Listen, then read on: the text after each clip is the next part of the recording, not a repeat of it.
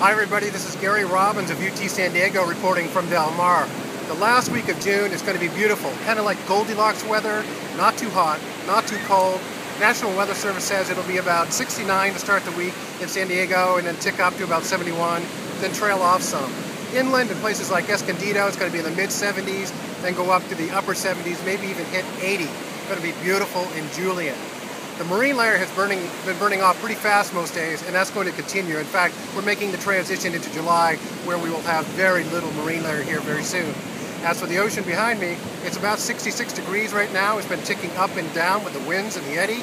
It'll get warmer. We're not going to have a lot of really great surf, though, very soon.